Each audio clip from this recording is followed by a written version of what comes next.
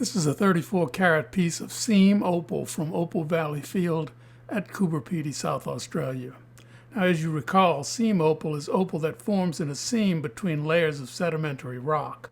I bought this about 6 or 7 years ago, so I think it's just about ripe to harvest. And the first thing we do with seam opal... Wait a minute, I have to take this. Hello, Pulitzer Opal. Yes, I can hold. Yes, Mr. President. Me? Surgeon General? I'm honored, Mr. President, but I'm not a doctor. Is the position Ambassador of Opal available? No, sir. Opal is a gemstone. I don't think they make the opal car anymore, Mr. President, but in Australia they have an opal card. No, you can only charge train rides with it. Yeah, that's right. Right. Well, I've got to go now. I'm making a YouTube video. Yes, the bear falling on the trampoline was funny, Mr. President.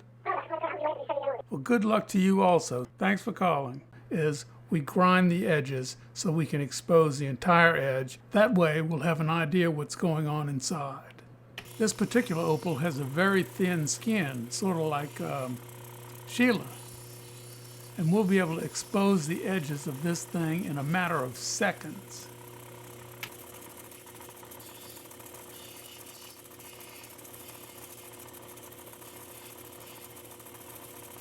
Okay, we've exposed the size of this opal and we're starting to see some promise here. I must have known what I was doing when I got this. Well, maybe not. I think we can see that there's a little bit to be happy about. Looks pretty colorful. Okay, warning. I'm starting with only 34 carats here, so it means that I'm probably going to end up with a cabochon that's a lot smaller than many of you expect. It might be as small as 20 carats, or even less. So I'm warning you to lower your expectations. And if any of you guys have a heart condition, I suggest that you come back in about 2 weeks. Or better yet, why don't you go watch PewDiePie?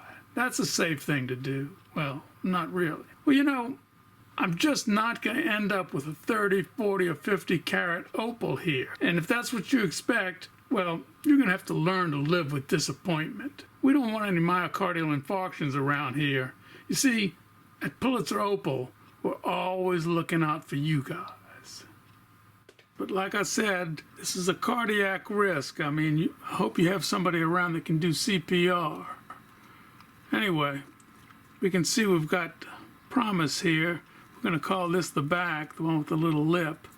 I think we'll leave that alone for the moment, and we'll go to the front, which we have more sand to go through. It looks like a dent almost filled with sand there.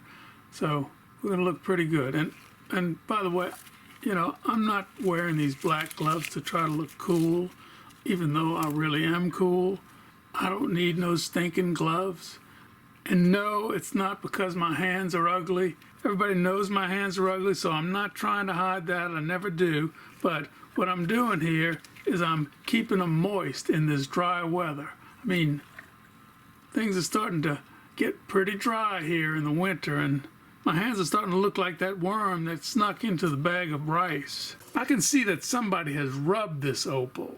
Now, the term rubbed means different things to different people, and there is a difference between opal that's been rubbed and an opal rub. I guess that I'm obligated to tell you the difference since I'm the one who brought it up.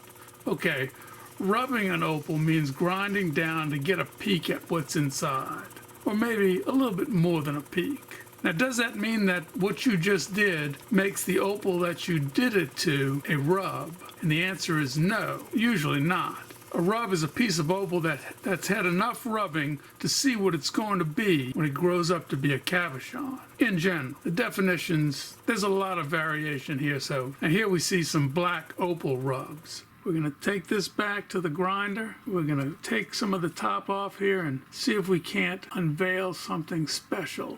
The sand on the top is relatively thin overall, but it's very thick in the area of that indentation.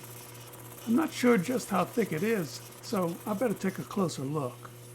Okay, we're making progress here. Starting to show something on we'll call this the front. Look at those color bars. A lot of color down here. and this looks very good. It's almost like a cross-cut stone. I covered that in a previous video. This looks very, very promising. Wait a minute. Is that a deer? A deer in this opal? Well, I'm not a hunter, so I can't be sure, and I'm certainly no expert on hoofed ruminants, but that looks like a deer to me. I've never had a deer attack me. I know I've seen these deer attacks. I'm not believing any of that. The reason I know is Santa wouldn't have reindeer if they were that dangerous, because he doesn't take any chances. I mean, he knows when you're naughty and nice, by the way. Wow, look at that color. I just love blue. I don't shoot deer, so I'm going to have to grind deer. That's the way we do things at Pulitzer Opal. When we get a deer in our opal, we just have to grind it away. This seems to be a pit with deeper sand, and I don't know how deeply this goes, so... Yeah, we got to get rid of this deer. We're grinding slowly here, but we'll eventually get through it. Teach you to sneak into my work room. Take that, you hoofed ruminant. The deer is gone, but he's been replaced by colorful opal. Now this is a very interesting stone because we've got color bars going this way, and then down here they appear to be going up and down. Now we need to determine which direction this will be if we hang it as a pendant. It looks pretty good in several of the directions that I turn it. Looks good there, and there too. Decision is decision. This is a tough one. I think that this is a reasonable thing to do, to roll that in there, maybe cut that off, and work something out like that. Well, here's the old opal cutter's trap. We don't want to lose opal, and we don't want to lose color. So it's a quandary. It looks pretty good. We're going to lose some weight. First I'm going to roll this side, get rid of this sharp edge, and see how wide it's going to be. Then I'll know how much to take off here.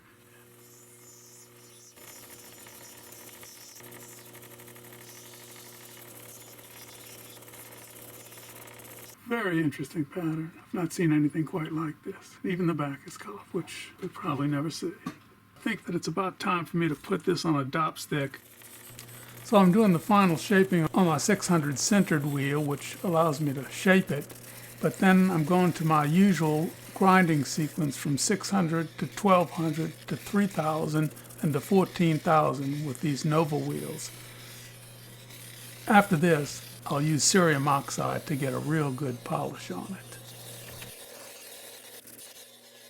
This is 1/3 of an ounce of Andamuka solid opal. It's not matrix opal, it's solid opal. It was sent to me by Murray Willis of Australian Opal Mines. It's not the best opal, we both knew that, but let's cut it and see what we can find. I recently had a problem with my 600 grit centered wheel. A centered grinding wheel is one in which the diamonds are embedded in the metal, as opposed to a coated wheel where the diamonds are attached to the surface. As soon as I started grinding this, I knew that it would not make a very nice cabochon, so I decided to make the surfaces curved or convex. I do that when I want to make an opal arrowhead. So let's make an arrowhead. The curved surfaces will allow me to easily pop flakes off because flakes naturally follow these curves. I'm going to use this pad to hold the opal in. This groove is to catch flakes as they come off. Now all I have to do is use this steel tip, this is soft steel, mild steel, and exert pressure and push inward. And then once I've got enough force on it, just pull the thing up like that, and it will pop off. It will show us a flake. Let's try it. That looked like a good flake. There you can see. And there's the flake sticking in the pad. So I keep going with this all the way down.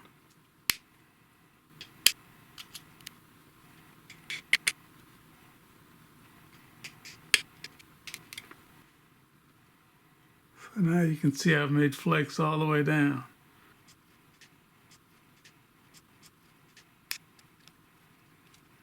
So now we've got the beginning of an arrowhead.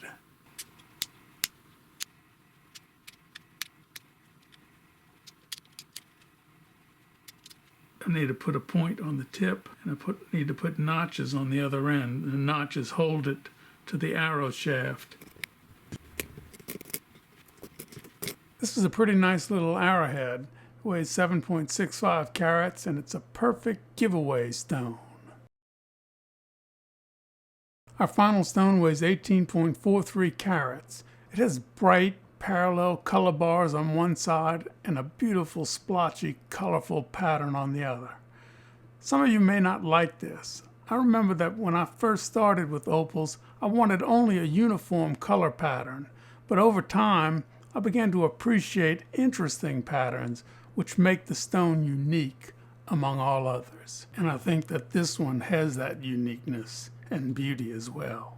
I've been announcing giveaway winners every other video, which is very confusing, so I'm going back to announcing them the very next video starting today. That means today I have the giveaways from my last 2 videos to announce, and here we go. From my video about Lightning Ridge Black Seam Opal, the winner of the Link Micro Digital Microscope is Smoke Eater.